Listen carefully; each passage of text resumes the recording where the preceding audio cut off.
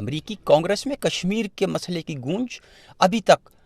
باقی ہے اور کشمیر سولیڈیرٹی کونسل کے چیئرمین جاوید راٹھور نے اس سماعت کے بعد میڈیا سے خصوصی گفتگو کرتے ہوئے کہا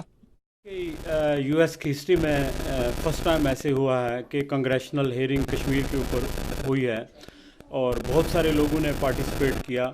ہیئرنگ کے بارے میں بات کرنے سے پہلے میں بتاؤں کہ اس میں بہت سارے لوگوں نے اہم کردار ادا کیا ہے. پاکستانی کمیونٹی نے, بالخصوص ہمارے دوست ڈاکٹر آصف محمود کیلیفورنیا سے, ان کا بڑا کی رول تھا, اور باقی بھی بہت سارے دوست ہر طرف سے. تو یہ بڑی کامیاب ہیئرنگ رہی ہے جس میں جو بھی کانگریس مین تھے سب نے بڑے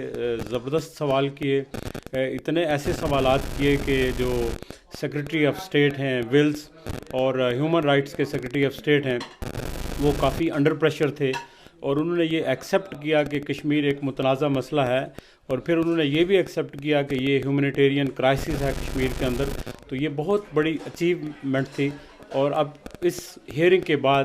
امریکہ کا جو موڈ ہے, کانگریس کا جو موڈ ہے وہ بدلتا جا رہا ہے. جو ریپریزنٹیٹیو ہیں, جو سینیٹرز ہیں, وہ سارے کشمیر کے ایشو پہ بات کر رہے ہیں, اور ان کو احساس ہو گیا ہے کہ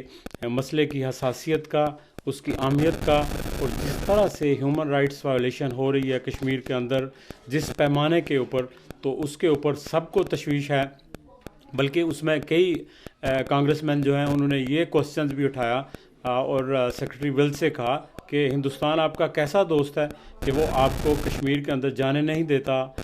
کئی امریکن جو سینیٹرز ہیں ان کو کشمیر کے اندر نہیں جانے دیا. پھر ان سے یہ سوال کیا گیا کہ کیا آپ کے ڈپلومیٹ سری نگر گئے ہیں, تو سیکرٹری ویلز کے پاس اس کا کوئی جواب نہیں تھا. تو انہوں نے کہا تو پھر آپ کے پاس انفارمیشن کون سی ہیں؟ انہوں نے کہا جی ہمارے پاس تو کوئی کریڈیبل انفارمیشن نہیں ہے. تو وہ ڈیفینسو پہ بہت تھے. تو لگتا ہے کہ مجھے تو امید ہے کہ یہ جو کنگریشنل کمیٹی ہے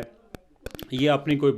بائی پارٹیزن رپورٹ تیار کرے گی اور ایڈمنسٹریشن کو بھیجے گی کہ کشمیر کے اندر واقعی زیادتی ہو رہی ہے. اور پھر دوسری جو ایک اہم بات ہے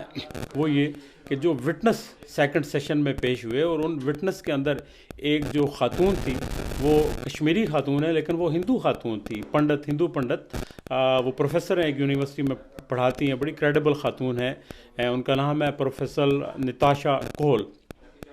تو انہوں نے تو کھل کے بات کی اور انہوں نے یہ بتایا کہ جو اصل میں کشمیر کا مسئلہ یہ ہے, انہوں نے کہا کہ جو مودی ہے یہ آر ایس ایس کا رکن رہا ہے, اور یہ آر ایس ایس کا ایجنڈا جو ہے کشمیر کے اندر اور پورے ہندوستان کو یہ ہندوتوا اور ہندوستان کو ہندو ازم کے تحت آگے چلانا چاہتا ہے, اور اسی کا حصہ ہے جو کشمیر کے اندر انہوں نے جو انکریشن کی ہے اسی کا حصہ ہے. اور انہوں نے یہ بھی کہا کہ کشمیری جو ہیں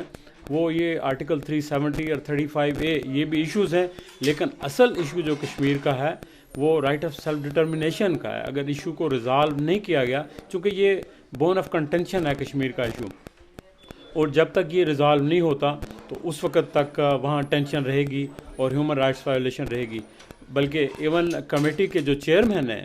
کانگریس مین شرمن, انہوں نے خود کہا کہ دونوں ملک جو ہیں وہ نیوکلیئر پاورز ہیں اور یہ فلیش پوائنٹ ایریا ہے, اور اس ایشو کا ریزالو ہونا ضروری ہے, اور حکومت امریکہ کو چاہیے کہ وہ اس میں اپنا رول پلے کرے ایکٹیولی اور ہیومن رائٹس وائلیشن کو ختم کرائے اور ایشو کو ریزالو کرنے کے لیے. تو میں سمجھتا ہوں یہ بہت بڑی پروگرس تھی, اور اس کا کریڈٹ بلا شبہ پاکستانی کمیونٹی کو جاتا ہے, سارے دوستوں کو, آصف صاحب سمیت اور سارے بہت سارے لوگ ہیں جن کو جاتا ہے, جنہوں نے دن رات کام کیا ہے, بہت ساری آرگنائزیشنز ہیں.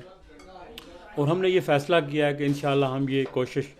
جاری رکھیں گے. ابھی یہ کانگریس میں ہوا ہے, ہم اور بھی کوشش جاری رکھیں گے, اور ہمارے بہت سارے اہداف ہیں, فی الحال ہم ڈسکلوز نہیں کرنا چاہتے, لیکن جب تک وہ ہو نہ جائیں اس وقت تک ہم کوشش کرتے رہیں گے.